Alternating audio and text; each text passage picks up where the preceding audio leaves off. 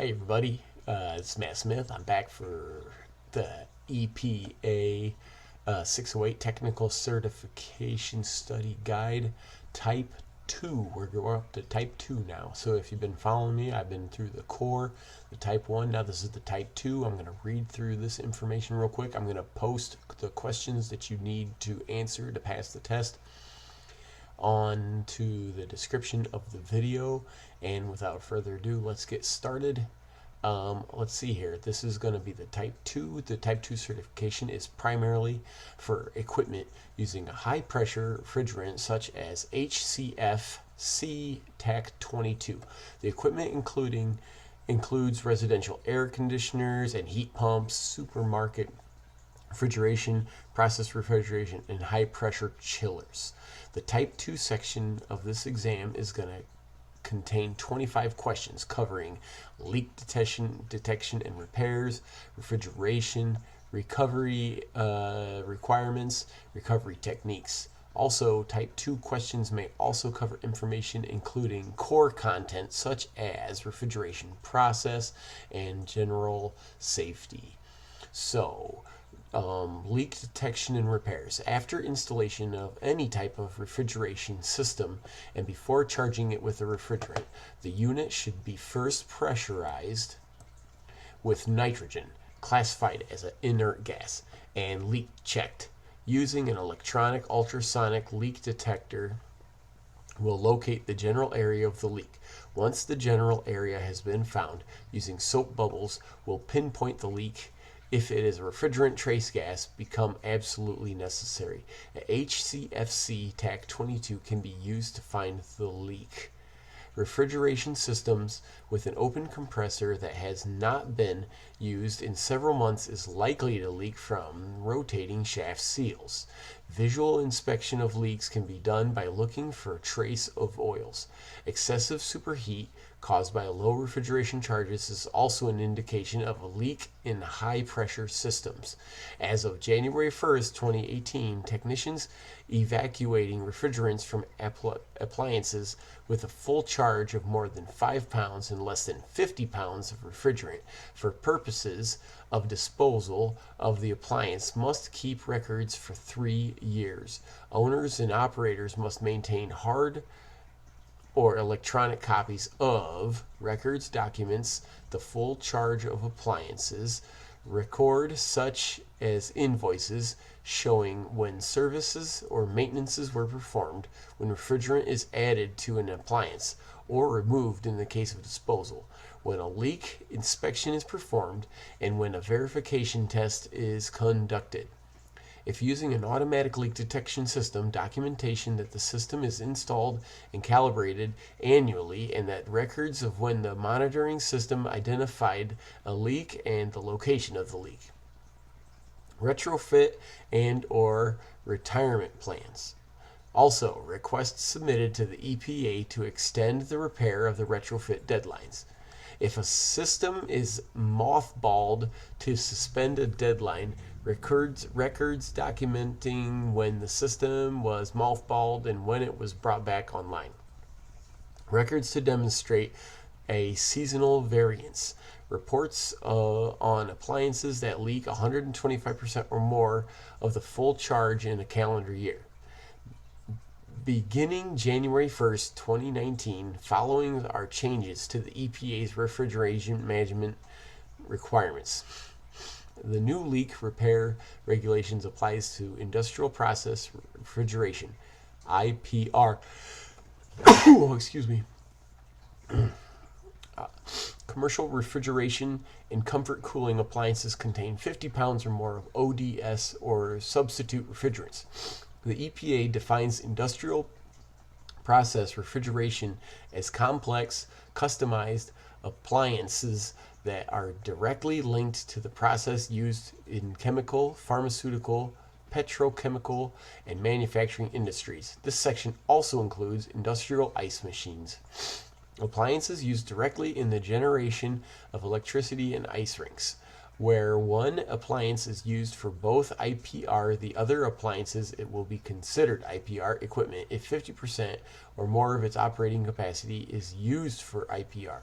Commercial refrigeration is the refrigeration appliance used in the retail food and cold storage warehouse sectors.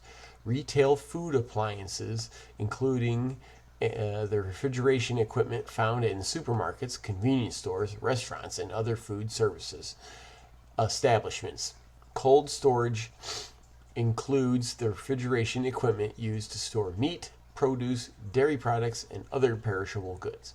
Comfort cooling is the air conditioning appliances used to provide cooling in order to control heat and or humidity in the occupied facilities, including but not limited to residential, office, and commercial buildings. For example, comfort cooling appliances including chillers, commercial split systems, and packaged rooftop units.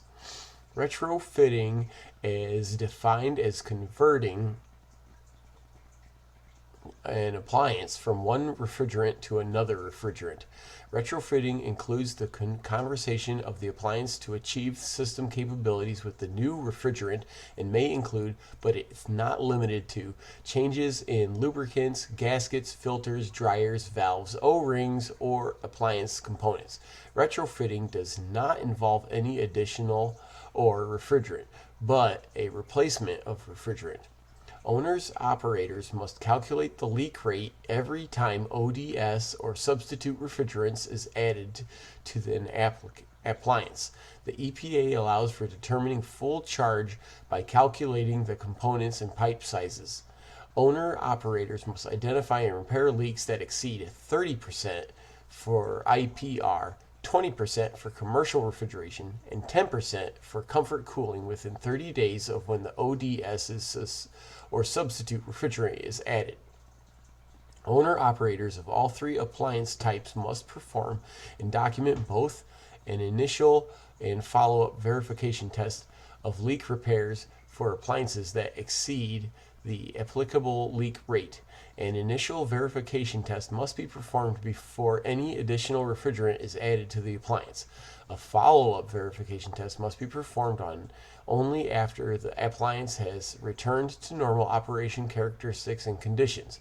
There is no minimum time interface. The verification test must demonstrate that leaks were successfully repaired. If either the initial or the follow-up verification test indicates the repairs were not successful, owners-operators may conduct as many additional repairs and verification tests as needed within the 30-day repair period. In accordance with 40 CFR 82.157, the owner and operator must conduct both initial and follow-up verification tests on each leak that was repaired. A follow-up verification test must be performed within 10 days of the initial verification test. Owners, operators of IPR, commercial refrigeration, and comfort cooling equipment may request limited extensions to the 30 days, 120 if it's an industrial process shutdown required. Repair deadline. If the owner-operator fails to bring the leak rate below the threshold leak rate, the owner-operator must create and implement a retrofit of retirement plan. The owner-operator must conduct leak inspections for appliances that have exceeded the applicable leak rate using the following tables. Leak inspections must be conducted by certified technicians. All visible and accessible components of an appliance must be inspected. So basically what it's saying is equipment that is commercial refrigeration and industrial process refrigeration that is more than 500 pounds has to be inspected once every 3 months until the owner-operator can demonstrate through leak rate calculations that the leak rate has not exceeded 20% commercial or 30% IPR for 4 quarters in a row. It's 50 to 500 pounds. They have to once per calendar year until the owner-operator can demonstrate through the leak rate calculations that the leak rate has not exceeded 20% commercial, 30% IPR for 1 year. And then for comfort cooling, it's 50 pounds or more once per calendar year until the owner-operator can demonstrate through the leak rate calculator that the leak rate has not exceeded 10% for the 1 year.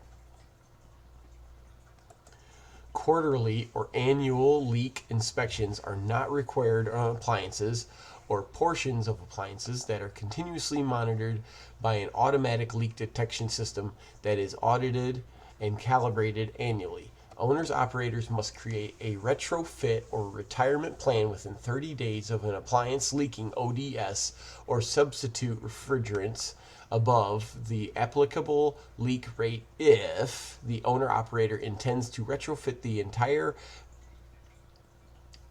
rather than repair the leak, or the owner/operator fails to identify and repair the leak, or the appliance continues to leak above the applicable leak rate after it's required to repair its verification tests. Retrofit or retirement plans must contain identification and location of the appliance type and the full charge of the refrigerant in use. Types of full charge alternatives refrigerant if retrofitting, itemized procedures for converting the appliance to a different refrigerant includes changes required for compatibility with new refrigerants if retrofitted. Plan for disposition of recovered refrigerant, plan for disposition of appliances if it's being retired, and schedule for completing within 1 year. The retrofit of retirement must be completed within 1 year of the plan's dates unless granted extra time. Owner/operator must repair all identified leaks as part of any retrofit. Owner operators may request relief from the obligation to retrofit or to retire an appliance if they have established within 180 days of the plan's date that applies no longer exceeds the applicable leak rate and agrees in writing to repair all identified leaks with 1 year of the plan's date. For all appliances subject to leak repair requirements, the timeline may be suspended if the appliance has been mothballed. Mothballing means to evacuate refrigerant from an appliance or the affected isolated section or component of the appliance to at least atmospheric pressure and to temporarily shut down the appliance. Owners, operators must submit the report to the EPA if any appliance leaks 125% more during its full charge in 1 calendar year. This report must describe efforts to identify leaks and repair the appliances. Lack of an available certified technician is not a reason to extend a deadline. Refrigeration. The most common refrigerant used before 1995 was R22, but with the variety of refrigerants in the market today, the technician should always read the nameplate to determine the type of refrigerant used in the system. Filter dryers are designed to remove moisture from the refrigerant in a system. However, in order to remain effective, these must be replaced on a routine basis or any time a system is opened up. In addition to helping identify what type of refrigerant is in the system, a sight glass can also help determine if there is excess moisture in the system by looking for color changes of the refrigerant. Always use an alcohol spray to clean the sight glass. The use of large vacuum pump can cause trapped water to freeze. During evacuation of the system with large amounts of water and chiller evaporations, it may be necessary to increase the pressure by introducing nitrogen to counteract freezing. Where there is risk of freezing, liquid charges of a R12 refrigeration system should begin with the vapor from the vacuum level to a pressure of approximately 33 psig, following by a liquid charge though the liquid line service valve. This is a proper method to charge a system that contains large quantities of refrigerant. Okay, I'm going to stop there. And I'm going to post those questions up into the description. Feel free to fill out the questions. I'm going to make another video tomorrow night outlining the exact same thing. So thanks, folks. Have a great night. Appreciate your time. Bye.